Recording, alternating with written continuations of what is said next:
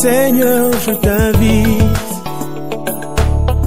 pour écouter la parole éternelle, car c'est l'heure du choix. C'est l'heure du choix. C'est l'heure du choix. C'est l'heure du choix.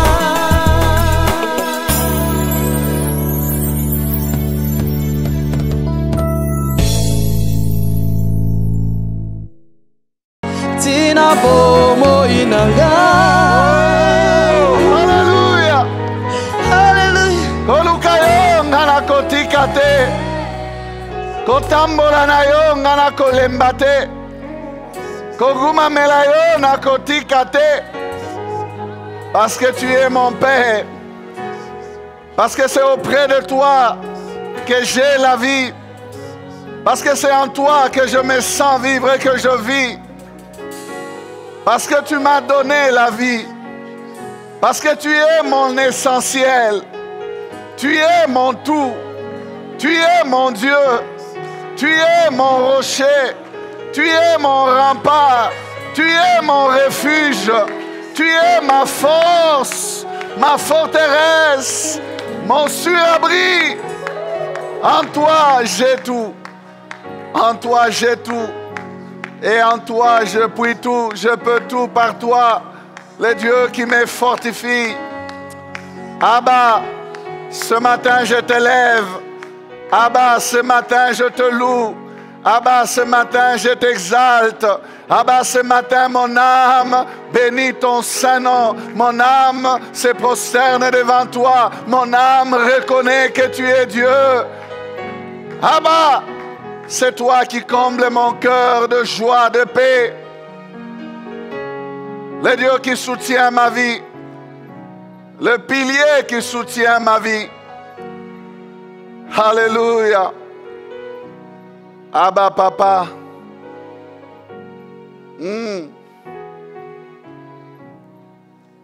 Je veux rester à tes pieds. Je veux demeurer où tu es. Manger à ta table. Demeurer dans ta présence. Me réjouir de toi, Seigneur, oh Dieu, de toi seul. Les sujets de ma joie. Abba, merci d'être là ce matin. Abba, merci d'être dans ces maisons, dans ces familles qui s'ouvrent à toi et à ta présence. Merci, Seigneur, oh Dieu, de répandre ton esprit. Merci, Seigneur, oh Dieu, de te laisser toucher ce matin. Merci pour ta présence qui inonde les maisons, les familles, qui inonde les lieux partout où ton peuple te suit. Tu es présent, tu es là. Abba, tu es là. Alléluia. Dans ta présence, Seigneur, parle-nous. Seigneur, parle. Ton serviteur écoute. Au nom de Jésus, nous prions ainsi et nous disons tous Amen. Amen. Alléluia. La joie du Seigneur, c'est notre force. Amen, amen. Shalom, peuple de Dieu, de partout où vous nous suivez, partout où vous vous retrouvez, vous qui êtes en communion dans le même esprit que nous sommes ensemble, quoique n'étant pas dans le même lieu, ensemble dans sa présence, nous nous retrouvons au-devant du trône de sa grâce. Nous ouvrons nos Bibles dans Lamentation de Jérémie, chapitre 3. Nous prenons le verset 19, nous irons jusqu'au verset 23. Lamentation de Jérémie 3, 19 à 23. Je lis pour nous tous au nom du Seigneur. Quand je pense à ma détresse et à ma misère, à l'absinthe et au poison, quand mon âme s'en souvient, elle est abattue au-dedans de moi. Voici ce que je veux repasser à mon cœur. ce qui me donnera de l'espérance. Les bontés de l'Éternel ne sont pas épuisées. Ses compassions ne sont pas arrivées à leur terme. Ses compassions ne sont pas à leur terme. Elles se renouvellent chaque matin. Oh, que ta fidélité est grande. Amen. Béni soit Dieu, bien-aimé, qui nous donne encore un très beau matin, une nouvelle journée dans sa grâce, un dimanche 12 juillet 2020, où nous sommes encore en train de passer par les temps difficiles, mais nous continuons, bien-aimés, à nous fortifier dans le Seigneur. Alléluia. Nous restons dans la pensée que nous avons entamée dimanche passé. Nous continuons à parler de ce qui me donnera de l'espérance. Je disais qu'il y a des choses, bien-aimés, qui nous abattent et il y en a qui nous relèvent. Mais vous savez, quand on terminait ce message dimanche passé, j'étais loin de m'imaginer qu'il y a une suite. Je ne vais pas vous dire à suivre dimanche passé, mais ce sont des choses que le Saint-Esprit fait. Il a continué à parler à mon cœur. Et il a mis un troisième point, qui est une suite en fait aux deux points que nous avons décortiqués le dimanche passé.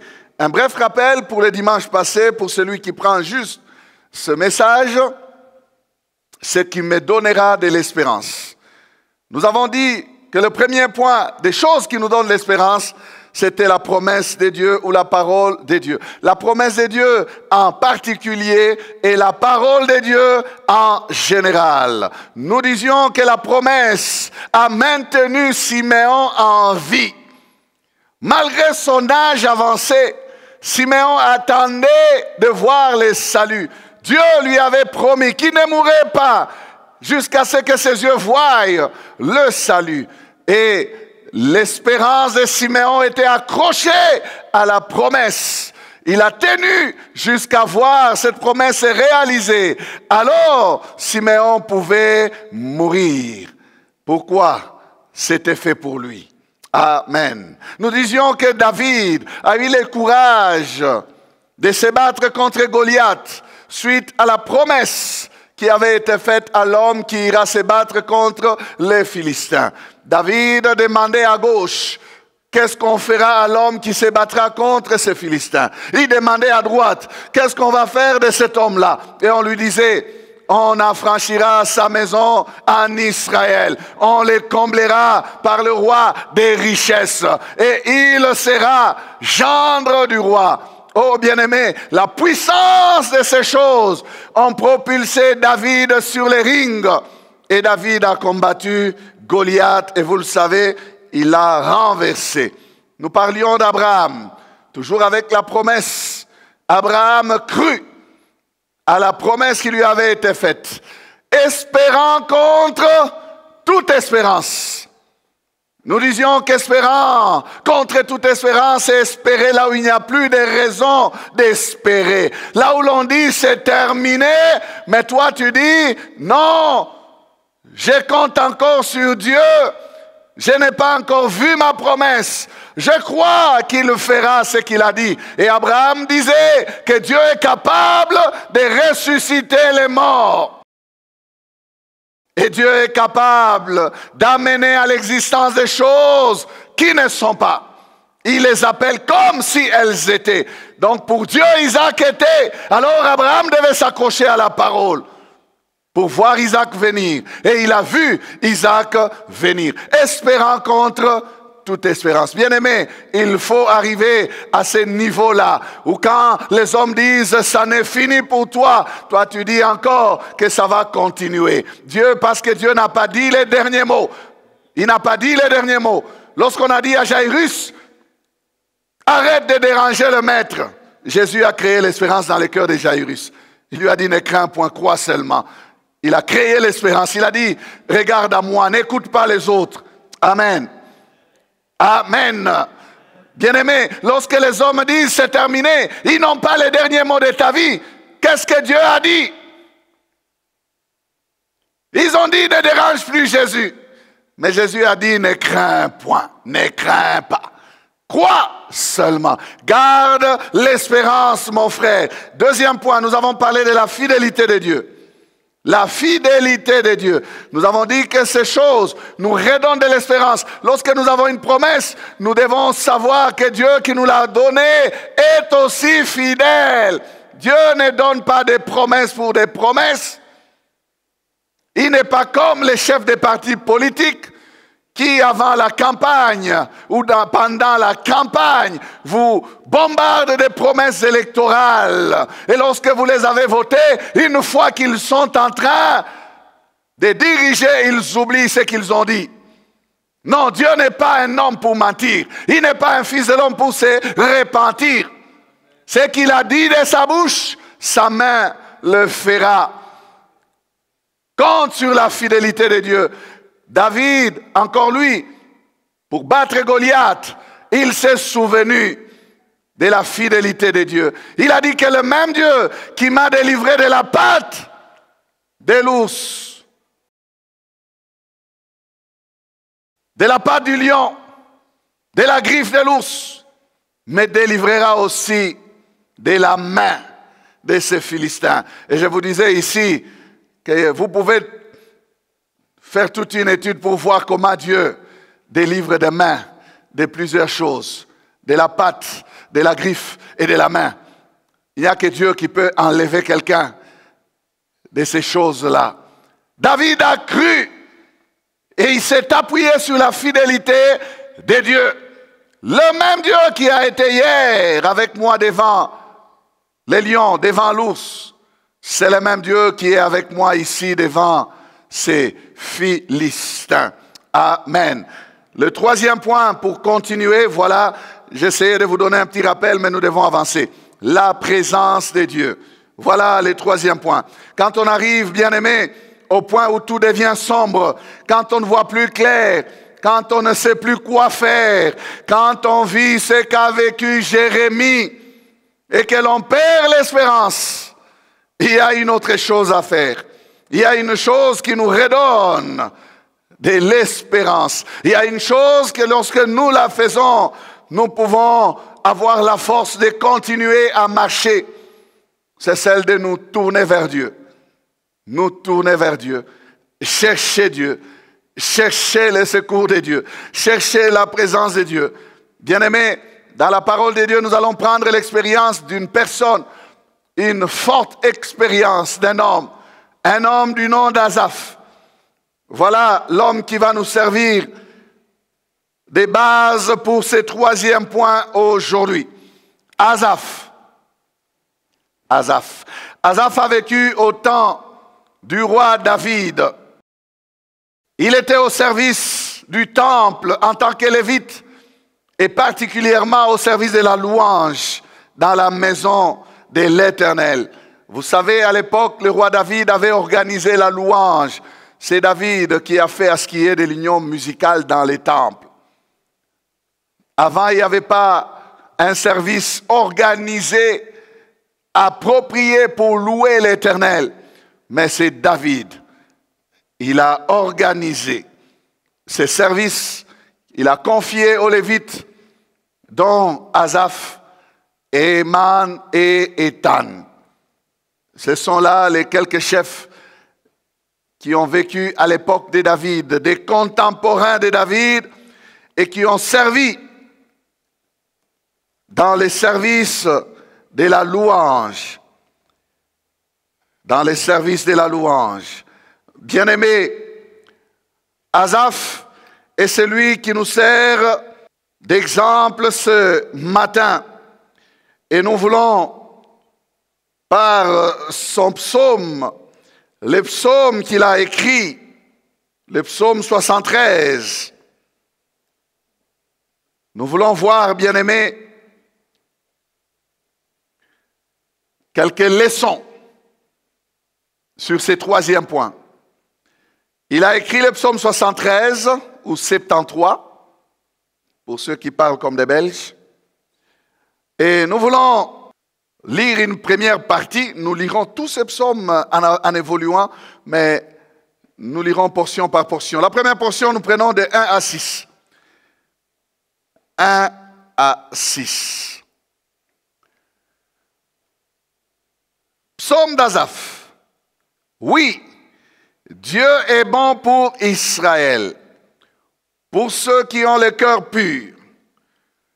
Toutefois, mon pied allait fléchir, mes pas étaient sur le point de glisser, car je portais envie aux insensés, en voyant le bonheur des méchants.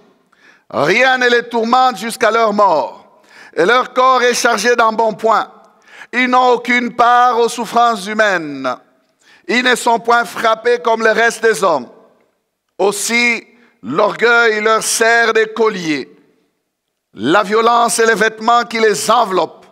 L'iniquité sort de leurs entrailles. Les pensées de leur cœur se font jour. Voilà le constat d'Asaph. Une première portion qui nous présente le constat de cet homme. Par observation, avec ses yeux, Asaph a pu observer la vie des méchants, la vie des hommes qui ne craignent pas Dieu. Et il a fait ce constat que nous pouvons qualifier de vrai, mais je me précipiterai de vous donner, bien-aimés, de comprendre qu'il est vrai, ce constat, tout simplement parce qu'il est fait par des yeux physiques, des yeux de la chair. Quand tout homme regarde les méchants, c'est ce qu'il voit, parce qu'il ne peut pas voir au-delà de ce que l'apparence lui présente. C'est la vision des choses telles que les yeux humains les voient. Il voit sans les lunettes de l'Esprit de Dieu. Il voit que ce qui est apparent, alors il peut voir comment les méchants prospèrent et comment, malgré leur manque de crainte de Dieu, ils évoluent bien. Asaph a observé la vie de ceux qui ne craignent pas Dieu et il a trouvé dans cette portion lue que les méchants se portaient bien et même très bien.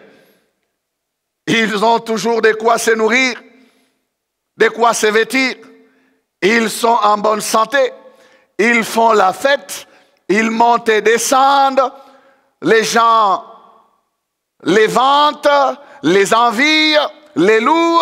Préso, wow, il monte. Préso, yeah, il descend. Et on regarde, on dit tout va très bien pour lui, le méchant. Ils ont plusieurs bureaux et tiroirs. Ils font des enfants à gauche et à droite sans se retenir. Non, ils ne tombent pas malades de sida. On les regarde, on dit, mais comment ils font pour ne pas se protéger et vivre comme ça en bonne santé? Le ventre ne fait que grossir. Les méchants. Bien-aimés, avec les yeux humains, on les voit comme ça, les méchants. On dit, oh, oh, oh, qu'est-ce qu'ils sont bien, ils sont heureux. C'est comme si nous sommes venus les accompagner. Non, non, non, c'est comme si. Attention. Plusieurs de ces méchants bien-aimés prospèrent. Ils volent, violent et prennent des vols sans problème. Il est à Dubaï, il est à Washington, il est à Jobourg, il est en Australie. Ils violent, volent et volent. Prennent des vols sans problème. Les méchants. Vous les voyez avancer dans leur affaire, dans leur aventure. Bien-aimés, vous pouvez regarder, les hommes méchants, vous les regardez, vous demandez, mais quand est-ce que la mort va les frapper, lui? Mais il est toujours là. Depuis que nous étions petits, les méchants sont toujours là. Depuis les années 60, il y en a qui sont toujours là. Buvant les champagnes, buvant, prenant des petites filles malgré qu'ils sont âgés. Les méchants, ils sont toujours là. Vous les voyez, ils sont toujours là. Vous vous demandez, mais quand est-ce qu'il aura des problèmes? Lui, il n'a jamais de problèmes. Hein? Ce n'est qu'une apparence, frère. Attention, il faut très bien me suivre. Curieusement, il se porte bien. Asaph dit une phrase très forte. Asaph dit, l'iniquité sort de leurs entrailles. Vous connaissez le fruit des entrailles. Donc c'est la production. Donc les méchants sont des spécialistes dans les mal. Ils conçoivent, portent et puis enfantent les mal.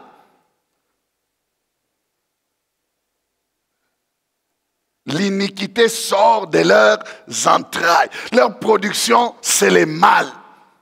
C'est les mal. Ils enfantent l'iniquité. Ah, les yeux d'Asaph font bien constater. Bien-aimé, est-ce que tes yeux ne voient pas ces choses? Est-ce que mes yeux ne voient pas ces choses? Oh, des fois nous voyons, nous nous posons des questions. Est-ce que le Seigneur voit ou il ne voit pas? Asaph s'est posé toutes ces questions. Et nous les posons aussi ce matin. C'est que les yeux d'Asaph ont constaté de la vie des méchants a failli entraîner Asaph dans le mal. Asaph s'est dit ceci. Au verset 2, il a dit, « Toutefois, mon pied allait fléchir, mes pas étaient sur le point de glisser, car j'ai porté envie aux insensés en voyant le bonheur des méchants. » N'est-ce pas que ça t'arrive aussi? Tu te regardes. Tu dis, je passe mon temps dans la spiritualité et tu portes envie aux méchants, aux insensés. Plusieurs chrétiens sont à ce point-là, exposés comme Asaph à ces dégâts, à ces dommages. Mais gloire soit rendue au Seigneur. Plusieurs n'ont pas glissé comme Asaph. Il faut qu'il y ait cette catégorie-là. Mais c'est dommage, quelques-uns ont glissé.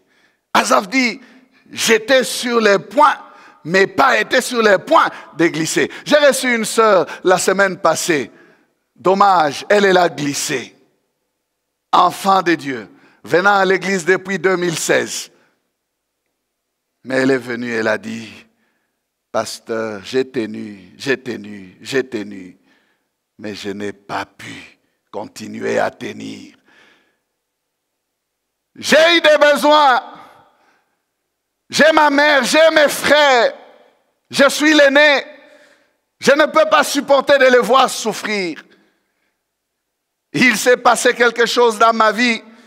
J'ai commencé à me prostituer suite aux besoins d'argent.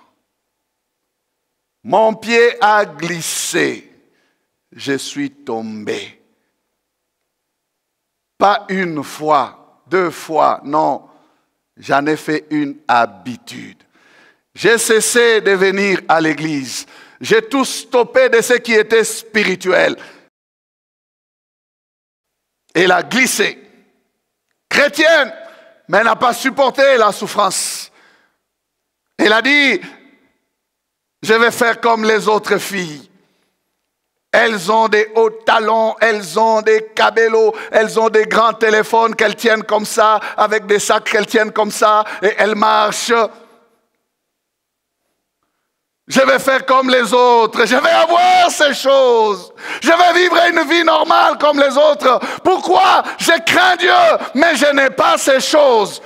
Elle a glissé. Elle n'a pas failli glisser comme Asaph, non. Elle a glissé. Je reviendrai sur cette sœur après. Oui, appelle-la toujours sœur, c'est une sœur. Ne dis pas prostituée, sœur? Oui, c'est une sœur. Elle a glissé. Psaume 73, verset 12. Ainsi sont les méchants, toujours heureux, ils accroissent leur richesse. Voilà le constat, frère. Cet homme a vu, comme je disais, l'apparent bonheur. C'est un apparent bonheur. Un bonheur apparent qui n'a pas de base. Le bonheur de ceux qui ne craignent pas Dieu n'est pas le vrai bonheur. Pour Asaph, il n'a pas glissé, gloire à Dieu. Asaph était sur le point, mais il n'a pas glissé. C'est pourquoi ce psaume est dans la Bible. Asaph a eu à se ressaisir avant de traverser la frontière. Ce psaume est dans la Bible pour que toi aussi, mon frère, tu te ressaisisses. toi aussi, ma soeur, tu te ressaisisses et que tu ne puisses pas traverser la frontière. Ce psaume est dans la Bible pour arrêter quiconque voudrait envier les méchants. Il est là dans la Bible, ce psaume, pour décourager quiconque voudrait glisser et passer dans la vie du péché, à force de porter envie aux méchants. Il y en a qui ne se retiennent pas. Je reviens à cette sœur qui m'a dit une chose. Elle aussi a été aidée par la main de Dieu. Dans ses aventures, elle sortait avec un monsieur qu'elle a soupçonné d'être dans l'occultisme. Et son cœur a commencé à désirer toucher à ces choses-là. Elle a posé la question à cet homme. Qu'est-ce que vous faites pour avoir autant d'argent? Premier jour, l'homme ne lui a pas donné de réponse. Il l'a regardé seulement. Il a fait semblant comme s'il n'avait pas entendu. Mais quelques jours après, c'est de lui-même maintenant qui va poser la question à la fille. Si tu veux être comme nous, seras-tu en mesure de remplir les conditions? Et il a souri. Il n'est pas allé plus loin. Et heureusement pour cette sœur. Voilà pourquoi je disais, le Seigneur n'a pas permis qu'elle s'enfonce dans ces choses. Cet homme ne lui a jamais dit qu'est-ce qu'il fallait faire pour qu'elle traverse, qu'elle touche aussi à l'occultisme. Elle a dit, montre-moi comment vous faites pour avoir de l'argent. Le jour où cet homme a réagi, il n'est pas allé plus loin. Asaph dit, versets 13 à 16, nous continuons. Psaume 73. C'est donc en vain que j'ai purifié mon cœur et que j'ai lavé mes mains dans l'innocence. Chaque jour, je suis frappé. Tous les matins, mon châtiment est là. Si je disais, je veux parler comme eux, voici, je trahirai la race de tes enfants. Quand j'ai réfléchi là-dessus pour m'éclairer, la difficulté fut grande à mes yeux. Amen. Ça aussi, c'est une position dans laquelle se retrouvent plusieurs. Il y en a qui sont au point de départ, ils envient. Ils veulent passer. Il y en a qui ont déjà passé, qui sont déjà passés, qui ont glissé, qui sont en plein dans ces pièges-là. Mais il y en a aussi qui sont encore en train de se poser des questions. D'un côté, je suis de la race d'enfants de Dieu. De l'autre côté, il y a la souffrance, il y a la misère. Je crains Dieu, mais les choses ne marchent pas. Je prie, mais c'est comme si Dieu ne m'exauce pas. Je me garde, mais c'est comme si Dieu ne me paye pas pour ma sanctification. Ils sont comme ça, tiraillés, écartelés. C'est un dilemme. Ils ne savent que faire. Et Asaph donne cette position et dit, quand j'ai réfléchi là-dessus pour m'éclairer, la difficulté fut grande à mes yeux. Oui, il y en a qui sont dans la grande difficulté, bien-aimés. Tiraillés.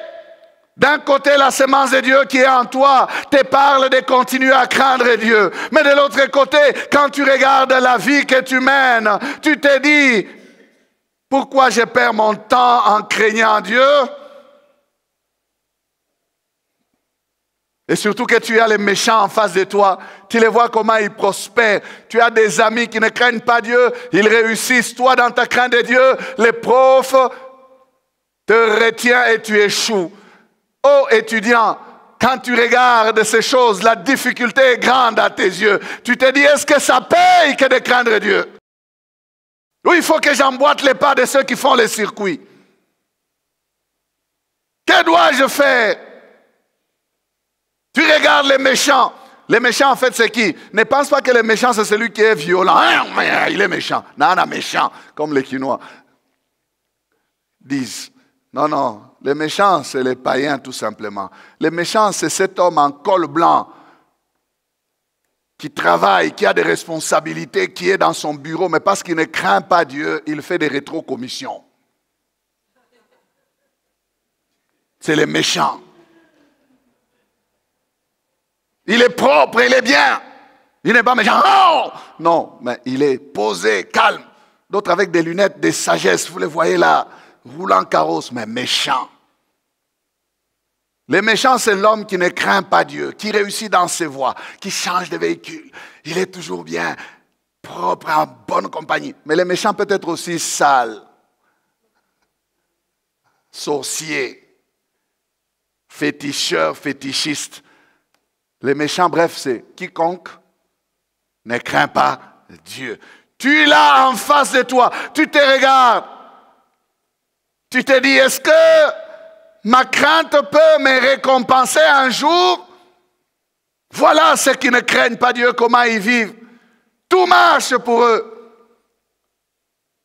Alors quand tu te regardes, toi frère de la parole éternelle, quand tu regardes à ton identité, tu penses à la parole éternelle, tu penses à ton département, tu penses à ton responsable des départements. Quand tu regardes la communion que tu as avec les frères, tu vois la race des enfants de Dieu, tu te dis, est-ce que j'ai le droit de trahir ces frères? Non, tu t'es ressaisi. Alléluia. C'est ici que la clé nous est donnée maintenant par Asaph. Qu'est-ce qu'il a fait? Verset 17.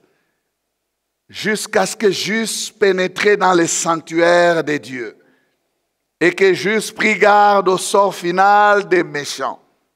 Alléluia. Asaph nous donne la clé, bien-aimés. Aussi longtemps qu'il était loin de la présence de Dieu, ça criait fort en lui.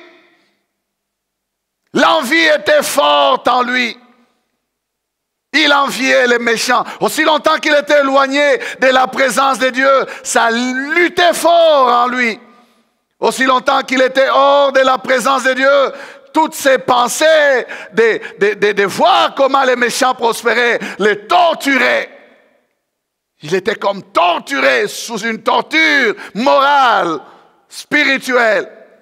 Et la Bible dit, jusqu'à ce que j'eusse pénétré les sanctuaires de Dieu, jusqu'à ce que, bien-aimé, c'est la clé. Lutte jusqu'à ce que, mon frère, c'est le pas décisif à faire. C'est l'utilisation de cette clé qui va te permettre de retrouver la bonne et meilleure espérance. Tu ne seras jamais tranquille jusqu'à ce que tu fasses ces pas. De retourner dans la présence de Dieu. Rentre dans la présence de Dieu. Pense à ton identité chrétienne. Tu as un Père. C'est dans la présence de Dieu qu'Asaph va expérimenter des choses qui vont le relever. Des choses qui vont les requinquer. Des choses qui vont les booster à demeurer encore ferme dans sa vie, sa marche. Jusqu'à ce que j'eusse pénétré dans les sanctuaires des dieux, dans la présence des dieux. Dans la présence de Dieu, Asaph va avoir une meilleure compréhension de la vie du méchant. Ce qui fait que l'envie va tomber. L'envie des méchants va tomber. Dans la présence de Dieu, il n'a plus vu que la richesse des méchants, mais il a vu autre chose. Il a vu aussi leur fin. Bien souvent, nous ne voyons que l'apparence. Nous ne voyons que ce qui frappe à l'œil, mais nous ne voyons pas les tourments. Ces gens vivent bien, c'est vrai, on peut dire ils vivent bien. Mais ils vivent bien avec les produits de quoi? De leur méchanceté. Ils ont des tourments. Et bien souvent, nous ne voyons pas les tourments. Nous ne voyons pas leur perte de sommeil, les manques de sommeil, l'insomnie. La plupart d'entre eux ne dorment pas la nuit, ils sillonnent les villes en train de chercher le sommeil. Nous ne voyons pas cela. C'est dans la présence de Dieu qu'Asaph va voir cela. Il a vu maintenant avec les yeux spirituels, alors qu'avant, il voyait avec les yeux charnels. Dans la présence de Dieu, bien-aimé, c'est là que les écailles tombent et que les yeux, les lunettes du Seigneur nous sont données pour que nous voyions les choses telles que le Seigneur les voit.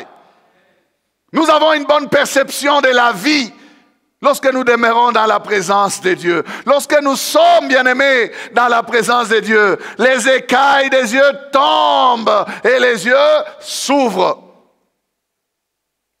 Dans la présence de Dieu. Regardez comment Dieu donne une meilleure perception maintenant des méchants à Asaph. Versets 18 à 22. Oui, tu les places sur des voies glissantes. Et aussi glissent, ne vous en faites pas. Tu les fais tomber et les mets en ruine. Et quoi? En un instant, les voilà détruits. Ils sont enlevés, anéantis par une fin soudaine. Comme un songe au réveil, Seigneur, à ton réveil, tu repousses leur image. Lorsque mon cœur s'est grissé et que je me sentais percé dans les entrailles, j'étais stupide et sans intelligence. J'étais à ton égard comme les bêtes. Voilà. Asaph a les yeux ouverts. Il peut voir le sort des méchants. Il peut voir ce qui leur arrive enfin. Il peut aussi comprendre qu'il était dans l'erreur. Bien-aimé, c'est dans la présence de Dieu que les choses sont mieux ajustées. On a une bonne perspective et des choses et de soi-même. Il peut se dire que j'étais stupide. Voyez la repentance. J'étais comme un insensé. Comme une bête. En fait, j'étais livré aussi à la perdition. Si j'avais seulement emboîté les pas aux méchants, j'aurais eu le même sort qui leur est réservé. C'est là qu'il comprend clairement les choses. Voilà pourquoi, frère, nous avons besoin de ces troisième point, la présence de Dieu. Nous avons besoin de la présence de Dieu. Une grande partie de notre douleur, de la douleur de nos cœurs, bien-aimés, vient de notre façon de mal percevoir les choses. Une bonne partie de nos colères, nous avons une sorte de colère sociale. Nous disons, pourquoi tant d'injustice? Pourquoi tant de choses? Oh, nous voulons même devenir des fois des justiciers. Nous voulons peut-être des fois même nous venger nous-mêmes. Nous voulons peut-être des fois même prendre la chicote et chicoter ceux qui font des choses qui ne nous plaisent. Pourquoi? Parce que nous n'avons pas la meilleure ou la bonne perception des choses. Nous souffrons suite au manque d'une bonne perception spirituelle des choses, frère. C'est pourquoi nous avons besoin de la présence de Dieu. La présence de Dieu. Alors écoutez l'histoire intéressante de cette sœur. Elle qui ne venait plus à l'église, elle qui ne suivait plus les choses spirituelles. Elle m'a dit, pasteur, un jour pendant que j'ai torchonné la maison, quelque chose est entré dans mon cœur pour dire, mais la chaîne parole éternelle, parole éternelle, parole éternelle. Elle a ouvert la télé, elle a mis sur parole éternelle. Et le PGA était en train de prêcher. Elle dit, pasteur, tu parlais. Il y a eu comme quelque chose dans la chambre où j'étais. Il y a eu comme quelque chose qui a frappé mon cœur. J'ai senti un coup sur mon cœur. Je me suis mis à pleurer. Ce jour-là, j'ai pleuré toute la journée, du matin jusqu'au soir. Je n'ai pas cessé de pleurer. Je me suis vu sale, toute sale. Bien-aimé, la présence de Dieu avait environné sa chambre. Alléluia. Elle a commencé à pleurer parce qu'elle a été mise face à face du Dieu de son âme, de celui qu'elle avait abandonné, qu'elle avait trahi. Elle a entendu la voix de celui-là et il l'a appelé à revenir à lui. Elle a pleuré. Elle ne s'est pas limitée à pleurer. Elle a commencé à trier dans ses vêtements. Elle dit, pasteur, tous les vêtements sales avec lesquels je faisais la débauche, je les ai choisis. J'ai pris tout. Je suis sorti. J'ai pris l'allumette, les allumettes. J'ai commencer à brûler ces choses. Tout ce que j'ai reçu dans le péché, j'ai brûlé ces choses. J'ai brûlé ces choses. J'ai brûlé ces choses. Frère, la présence de Dieu. Rentre dans la présence de Dieu. Tu fermes tes oreilles. Tu ne veux plus entendre le message. Tu ne veux même pas suivre l'évangile chez vous. Pourquoi? Parce que tu veux t'éloigner de la présence de Dieu. Tu veux fuir. Mais tu vas fuir jusqu'à quand? Rentre. Rentre. C'est le Père qui te parle. C'est le Père qui t'attend. Rentre. Frère, j'ai béni Dieu pour le travail de cette chaîne. J'ai béni Dieu pour le royaume qui est en train d'avancer avec la parole éternelle. L'évangile chez vous. La radio qui édifie. Quand la saison change, les vêtements changent. Toutes ces paroles font des effets. Oh, la femme que Dieu a mis à tes côtés, c'est ta sentinelle. J'ai eu des témoignages avec des hommes qui me disent, pasteur, est-ce que cette phrase-là, comment vous l'avez prononcée? Est-ce que c'est vrai que c'est seulement la femme? Un papa a dit, ça m'énerve. Les autres femmes, peut-être oui, mais pas ma femme. Il y a une onction, frère, dans toutes ces choses. Ça communique la présence de Dieu. Est-ce que tu prends goût à ces choses? Est-ce que tu aimes ces choses, frère? Ah, arrange. Oui. Elle a dit, j'ai pris la décision de ne plus me prostituer. Elle m'a dit, pasteur, les choses n'ont pas changé, j'ai continué à souffrir. Mais toutes les fois que j'ai à penser à ces choses-là, je lis la Bible. Je lis la Bible. Elle veut quoi? La présence de Dieu.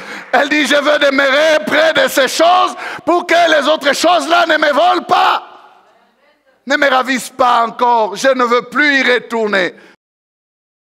Et Dieu qui est bon, nous avons prié avec cette sœur et elle a eu sa délivrance. Dieu est bon et il reste bon en tout temps. Bien-aimé, la solution est dans les sanctuaires de Dieu. Permettez à la parole d'entrer chez vous. Permettez à ceux qui édifient d'habiter chez vous. Ne laissez pas l'atmosphère que de Costa Pinto, de Costa Manteca et autres, de Novelas chez vous. Non, mettez l'atmosphère spirituelle chez vous. Entretenez la présence de Dieu chez vous. Et il y a quelque chose qui va arriver. Quelque chose va arriver. Quelque chose va arriver. Dans la présence de Dieu, quelque chose va arriver. Un jour, bien-aimé, David qui était allé attaquer quelque part les ennemis, alors qu'il va laisser son camp, femme et enfants, derrière à Tsiklag, les Amalécites vont venir et attaquer Tsiklag, brûler toute la ville et amener femmes et enfants. Quand David va revenir, il rentre avec ses soldats. Il trouve la ville ravagée. Il n'y a plus rien. Aucune âme qui vit. Tout le monde s'est mis à pleurer. 1 Samuel 30, verset 4. Alors David et le peuple qui était avec lui élevèrent la voix et pleurèrent jusqu'à ce qu'ils n'eussent plus la force de pleurer. Ils ont pleuré jusqu'à fatiguer. Ils n'avaient plus de force. Mais au verset 6 jusqu'à 8, écoutez. David fut dans une grande angoisse, car le peuple parlait de les lapider, parce que tous avaient de l'amertume dans l'âme, chacun à cause de ses fils et de ses filles. Mais David reprit courage en s'appuyant sur l'Éternel, son Dieu. Il dit au sacrificateur Abiatar, fils d'Achimelech, apporte-moi donc l'éphod. Abiatar apporta l'éphod à David. Et David consulta l'Éternel en disant, poursuivrai-je cette troupe? L'atteindrai-je? L'Éternel lui répondit, poursuis, car tu atteindras et tu délivreras. Amen. Voici ce qui me donnera de l'espérance. Des choses qui donnent l'espérance, David les a vécues. Il était dans le désespoir, et lui et toute son armée. Au point où nous avons vu des Mbinga soldats pleurer comme des enfants, jusqu'à perdre la force. Mais à un moment, David s'est ressaisi, il a dit, mais oui, on a pleuré, on n'a plus la force de pleurer. Et puis après avoir pleuré, qu'est-ce qu'on doit faire? Bien-aimé, c'est ça la question que tu dois te poser. Il n'était pas interdit de pleurer. Non, nous sommes humains, nous pouvons pleurer. Mais après avoir pleuré, il faut faire quelque chose. Ne te limite pas à pleurer. Il y en a qui pleurent jusqu'à fatiguer, jusqu'à se suicider. Non. Tu perds l'espérance, pourquoi? N'as-tu pas un Dieu? David s'est souvenu. David reprit courage.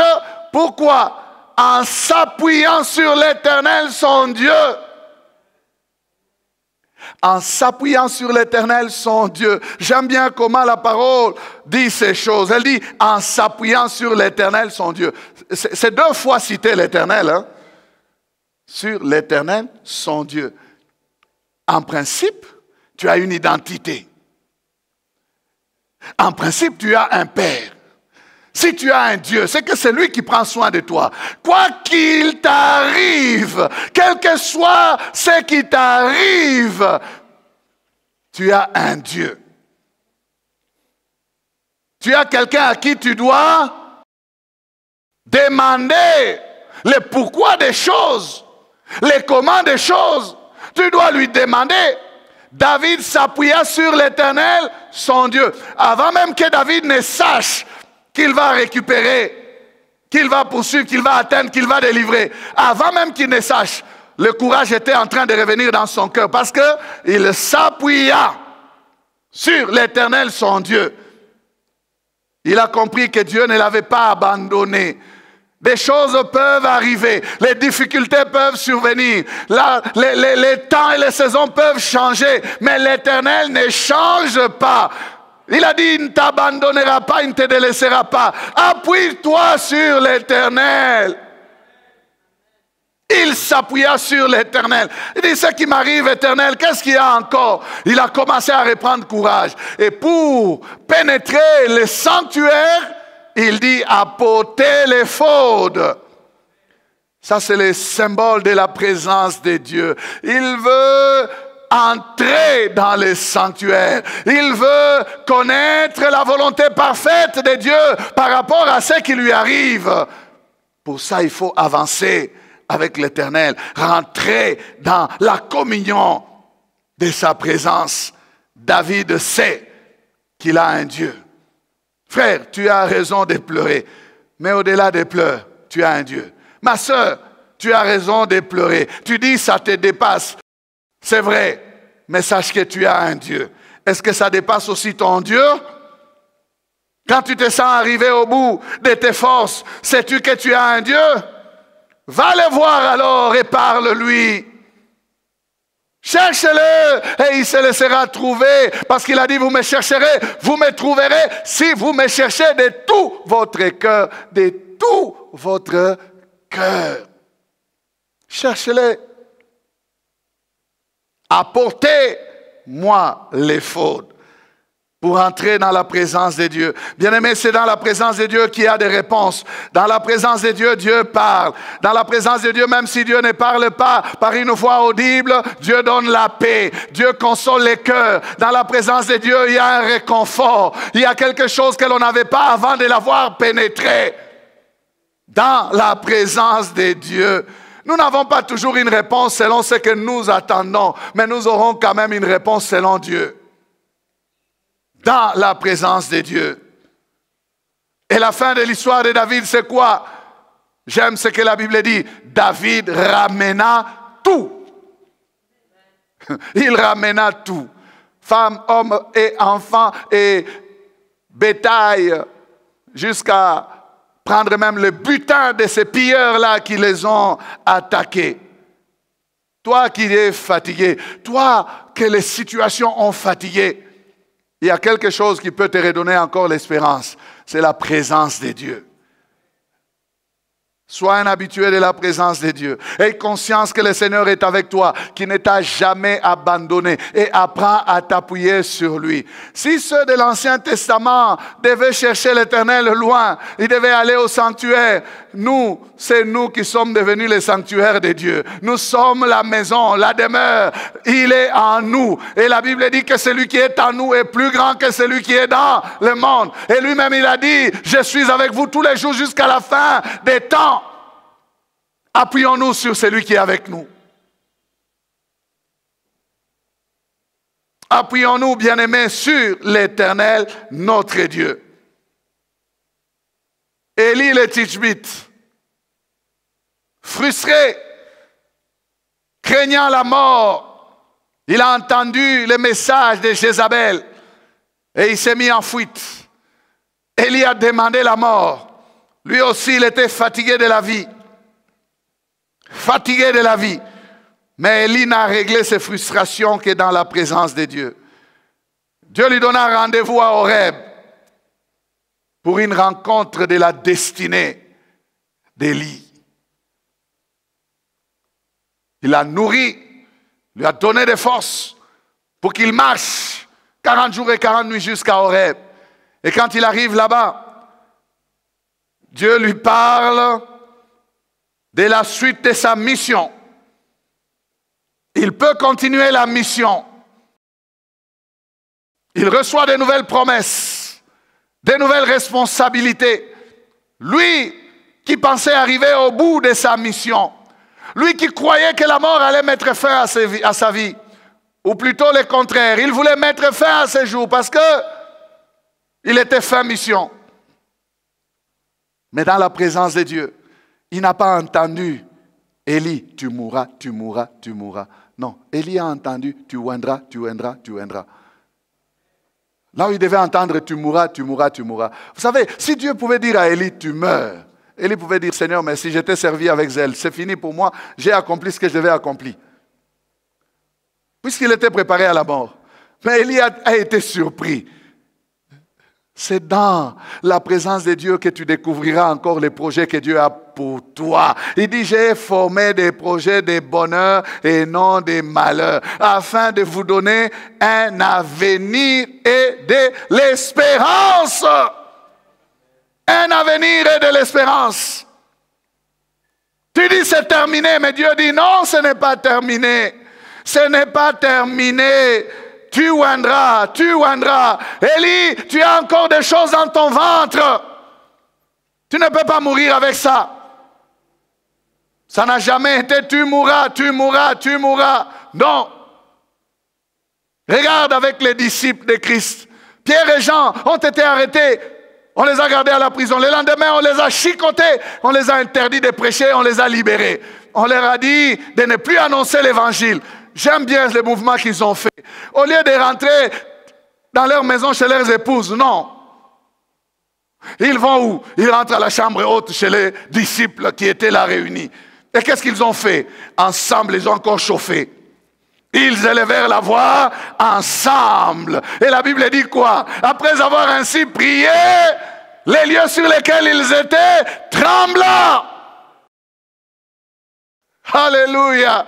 Et ils furent tous remplis du Saint-Esprit. Ces gens avaient besoin de quoi? De se sentir encore agaillardis, renouvelés, fortifiés pour la suite. Si Dieu peut faire trembler la terre, oh, quand ils prient, c'est que Dieu peut faire trembler les cœurs quand ils vont continuer à témoigner. Alléluia. Ils ont eu une preuve que Dieu était avec eux. Ils ont eu une preuve que Dieu ne les a pas abandonnés. Ils ont dit, ce n'est pas la fin de la mission, c'est la suite de la mission. Nous continuons à parler, frères, parce que Dieu est avec nous. Ils ont continué. L'Éternel était avec eux. Quel était l'objet de leur prière? Donne à tes serviteurs d'annoncer. Alléluia. Ils ont dit qu'ils s'effacent. des signes, des prodiges et des miracles, par le nom de ton saint serviteur Jésus. Et les lieux trembla. Dieu a dit, allez-y encore, l'univers entier est sous mon contrôle. La terre entière va trembler. Et la terre a tremblé à cause de ce message. Si ces hommes pouvaient se taire, bien-aimés, l'évangile ne pouvait pas continuer. À cause de la présence de Dieu. Ils se sont fortifiés. Ils se sont fortifiés. Et l'exemple par excellence de lui-même, Jésus, notre Seigneur. Hébreux chapitre 5, verset 7. C'est lui qui, dans les jours de sa chair, ayant présenté avec des grands cris et avec larmes, des prières et des supplications à celui qui pouvait le sauver de la mort, et ayant été exaucé à cause de sa piété. Alléluia. Il était en difficulté, le Seigneur. Dans sa chair, il avait des frayeurs. En tant qu'homme, il redoutait la croix. Il pouvait dire, si cette coupe peut s'éloigner de moi, qu'elle s'éloigne, Seigneur. Mais il a fait quoi? Il est rentré vers celui qui pouvait le délivrer de la mort, qui pouvait le sauver de la mort. Il est retourné vers le Père. Jésus savait entretenir la présence de Dieu dans sa vie. Il savait aller se fortifier dans la présence de son Père. Lui qui était Dieu dans la chair humaine, il a quand même eu besoin de la présence de son Père. À combien, frères et sœurs, plus forte raison, toi et moi, ne devons-nous pas retourner vers notre Dieu, notre Père, pour lui parler de ce qui ne marche pas chez nous, pour lui parler de ce qui ne va pas dans nos vies. Il a poussé des cris, des grands cris, avec larmes. Il a fait des prières et des supplications. Et il a été exaucé. Jésus.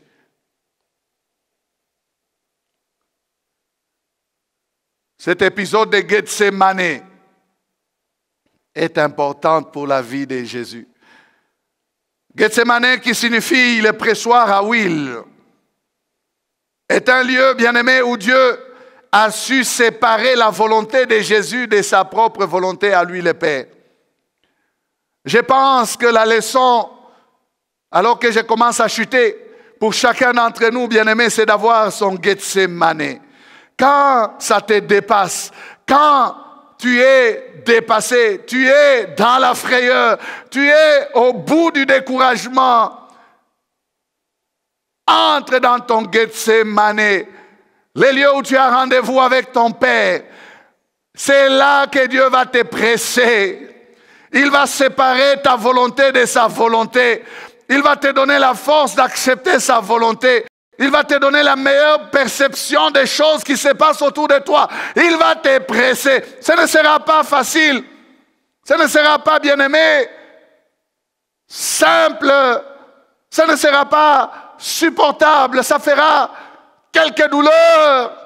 Mais ce sera bénéfique pour notre âme, pour nos âmes. Il faut que, bien-aimé, ces moments arrivent dans notre vie où nous sommes pressés dans la présence de Dieu. Pour séparer les choses, pour séparer nos pensées charnelles du plan de Dieu. Hey, ton Gethsémane, la présence de Dieu, un moment où le Fils communie avec son Père. Que quelqu'un ce matin, bien-aimé, puisse comprendre ces choses et s'appuyer sur son Dieu. Quel que soit ce que tu traverses, mon frère, ma soeur. Appuie-toi sur Dieu. Dans la présence de Dieu, là, les choses deviennent claires. Elles vont apparaître à leur véritable jour, telles qu'elles sont, telles que les yeux de Dieu les voient. Là où la difficulté était grande, elle n'est plus grande car la vision devient claire. Là où la prostitution était une source d'argent, pour cette sœur-là, ça devient une souillure. Et elle peut prendre la décision de l'abandonner. Là où le vol et le détournement sont des sources de gains, on peut se haïr et haïr ces choses-là pour dire pourquoi est-ce que je fais ces choses. La viande du vol n'aura plus son goût. Ça sera amer. À cause de quoi? De la pression subie à Gethsémane. C'est dans la présence de Dieu que toutes ces choses, bien-aimés, doivent se faire. La présence de Dieu va te redonner l'espérance.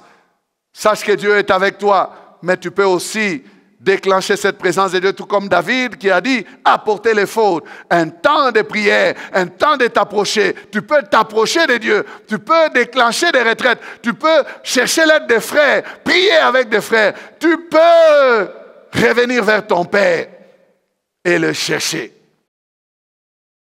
Aimons la présence de Dieu. Confessons comme cet homme, David, qui a dit, je demande à l'Éternel une chose que je désire ardemment. Je voudrais habiter tous les jours de ma vie dans sa maison ou dans la maison de l'Éternel. Quel désir noble. Je voudrais habiter tous les jours de ma vie dans la maison de l'Éternel. Il veut dire, je veux être dans la présence de Dieu, environné de sa présence. Il a dit, il me lèvera sur un rocher. Il me gardera au jour des malheurs, du malheur.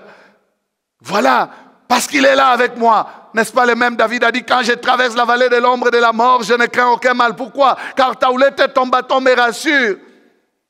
Il dit, car tu es avec moi. Il est avec Dieu. Même la mort n'a plus ces frayeurs-là qu'elle avait ou qu'elle a pour plusieurs. Parce que la présence de Dieu le rassure. En un temps comme celui-ci, frères et sœurs, que la présence du Seigneur nous rassure. Nous rassure. Dernière portion de ces psaumes, 73, 23 à 28. Écoutez, cependant, c'est un autre homme maintenant qui parle. Cependant, je suis toujours avec toi. Tu m'as saisi la main droite. Il n'y a plus de paroles de chanceler, de glisser. Maintenant, c'est tu m'as saisi la main droite.